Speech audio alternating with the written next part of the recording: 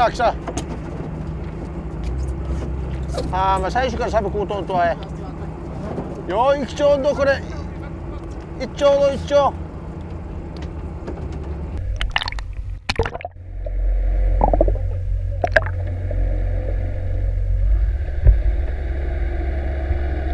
慎重からやいから準備してからねやろう慌てるな慌てるな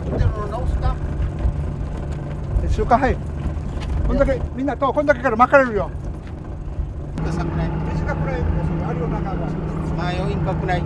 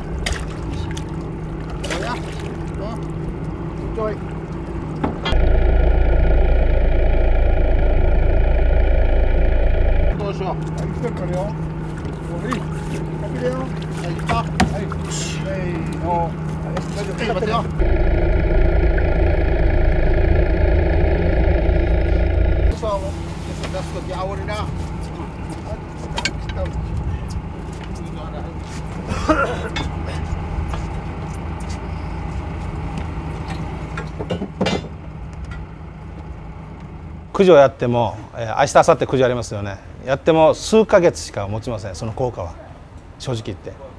年間通して何回かやりたいというのはそこにあるんですよ。で2、3ヶ月もすればまたサメの被害が出てきます確実に、はい、だからほっとくと本当に爆発的に増えると思うんですよサメは。もう深海で起きてることなんでねよくは分かんないんだけどもう毎日のようにサメの被害ありますから。もうサメはやっぱり食物連鎖の頂点にいる生き物なんでどんどんやっぱし増えていくかなりの数で増えていくと思うんですよサメって。お腹の中に何十匹で子供抱えているわけですから。だからそれがやっぱしねどんどん増えていくとどんどん浅瀬に寄ってくるんじゃないですか後々は。後々はそういう部分を考えると人的被害も出てくるかもしれません。海の生き物が海にいるものが一番強いでしょ。陸にいるのは人間が一番強いわけでしょ。海にいるものに本当に全部叶うかって叶わないよ。だからいっぱいいろんな機械が出てきてそれで太刀打ちしてるけどまあ今はまだ叶わんと思う。海の中にいるものが人間が叶わないよ今の状態では。しかもサメなんてこれをもう確実にこれ取って日本でこれだけで飯食えるわけないもん。取らないよ。沖縄だったら特に取らないと思う。持ってきて本当にお金にならないの。だから全部取るっていうことはやらないと思う。間引きっていう感じまあ言葉の使い方間違ってるかもしらんけども間引きです。今日は3本上がったんですがまあまあ成果でございまして、今もう盗難を終わりまして明日大物がかかるようにですねみんなで願いながらですね明日にかけましょう。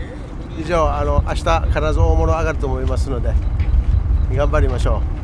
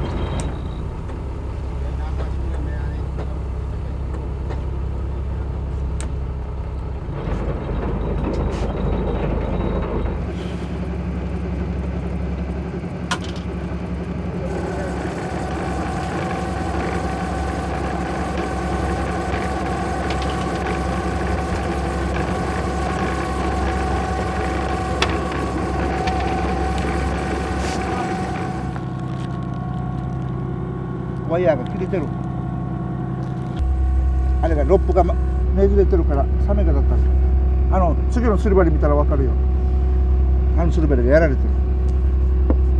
ワイヤーがそうここで釣れてから巻いて逃げていったら切れてる。あそこにサバ外れたろ。ワイヤー切り通るもん。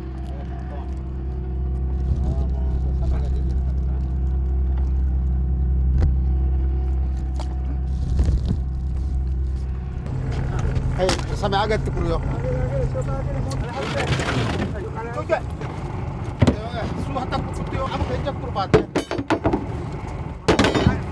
こっちこっちこっち。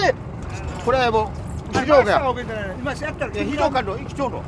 あれですけどなんでしょう。ナイロンあれやナイロンらん入っていたら大丈夫よ。と。ナイロンあれやらんと。そこに今度逆。生オッケーら。と。オッケーよ。いや今度針がかけたん。わびの。待てよ待てよ。また。ナイロンが。あいやー、すごく入ってきた。来た。あれはい。はい、これちょころか。しょうがよ、なよ危ないぞ。はいや。あ、こっちマンドン通り。こっちマンド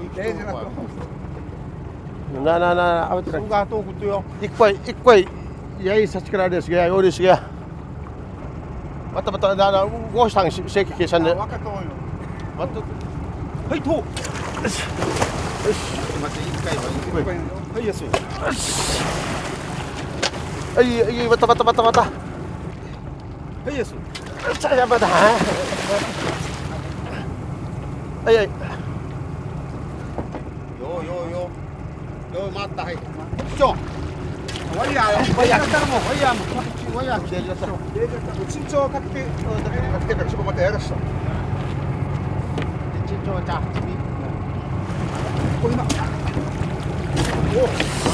いやアブレードハリさ。あっちげるさんまりいっぱいいる。いっぱいいんだかね。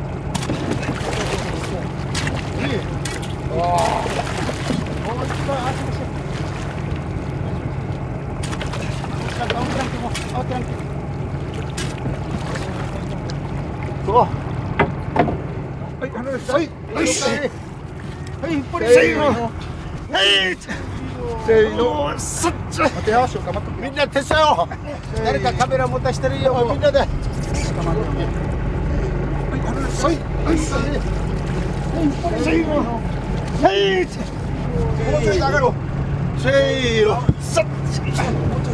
リケーン取ってごらん。いるぞ。はい今はい。せーの。上がった。まあ休憩。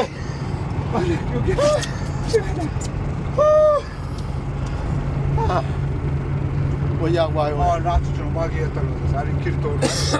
まだやねんや。ああこれ一つでいいよもう。剥がらん方がいい。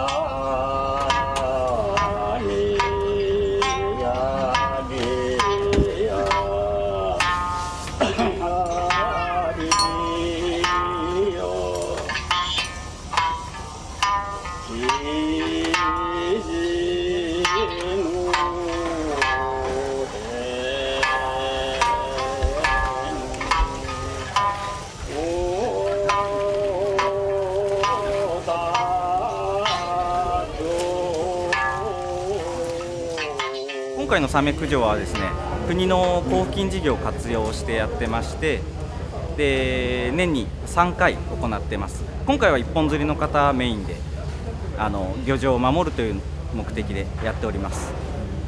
ここにはですね、基本的にはこのサメ駆除で上がったものはなるべく小さくして、焼却処分が基本なんですけども、基本的には焼却処分捨ててるのと研究で提供してるっていうことで、例年だいたい300キロ、大きいのだと500キロを超えるぐらいのものが1本はだいたい上がってきます。はい。うちのウインチが500キロまでしか対応できないので、もうちょっと計測不能ってなるんですけども、大体そのぐらい大きいのは必ず1本ぐらいは上がってきます。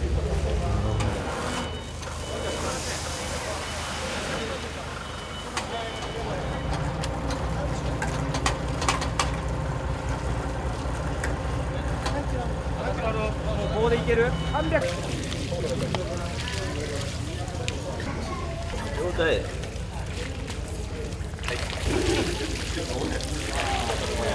人食べるので、サメは人を襲うので、こういうのが海に泳いでるの考えると怖いなって思います。私の父も襲われたことあるので、サメに漁をしてる時に襲われて、噛まれてはいない。ウェットスーツだったので直接食べられることはなかったんですけど、サンゴに叩きつけられて、そうなんだ。水中に振り回されたもので、イタチザメに、結構前ですけど、明日お父さんも今サメ駆除行ってるのであげてくると思うんですけど、私はサメの蓄積している環境汚染物質を測っています。サメは食物連鎖の一番上にいますんで、いろんな環境汚染物質を生物濃縮しています。それでサメの筋肉と肝臓の中に含まれている環境汚染物質を測っています。サメがちょうど成熟するあたりから急に上がってくるんですね。サメの成長が止まると環境汚染物質はどんどん蓄積してきますよね。で、体が大きくならないもんですから、もう成長が止まると、だから環境汚染物質は急にスーッと立ち上がっていくんですよ、濃度が。それでサメの成熟した時期だとか成長なんか大体分かってくるんですね。あとオスとメスの生産の違いだとか、そんな汚染物質食べて危ないよって話も多少してるんですが、ここでは漁業でやってますんでね、そういう生態に関する仕事を中心にしています。サメ人と一緒で若い時の方がよく食べるんですよ。体重の 10% とか 15% を食べるんです。だんだん大きくなってくると体重の 5% ぐらいになってくるんですね。ですから小さいサメの方が食べる量は多いんです。この辺中国に近いですからね、どっかあっちの方の影響が結構あるんですね。あと水銀なんかはどこにいてもそんな変わらないんですね。人が汚染してる部分と、あと自然の火山から出てる水銀があって、両方が汚染源になってますんでね、水銀に関してはあまり地域差っていうのはないんですね。PCB だとか DDT だっていうのはまだ大陸の方の影響が少しあるみたい。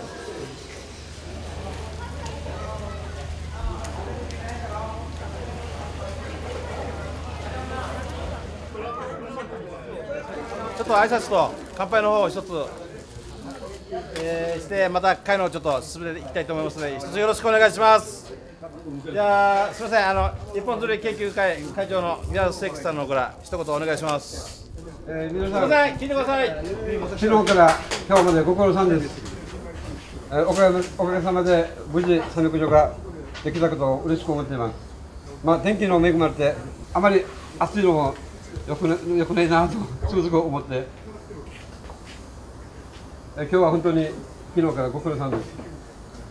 大体サメは超過は2日間で109匹です。9匹だった。9匹。少しは満足してます。大体もう漁業形態は大きかったよな、今度な。大きかったと思います。無事済ませたことは本当に感謝を持ってありがとうございます。今後またうまくいくように、サメ駆除がうまくいくように乾杯したいと思います。一本釣り研究会のご発展のため、また皆様の健康と体力のために乾杯したいと思います。乾杯。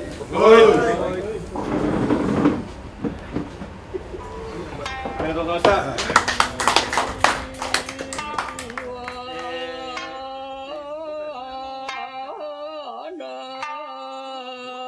サメはあれじゃないですか、評判的イメージはみんな悪いイメージしかないじゃないですか。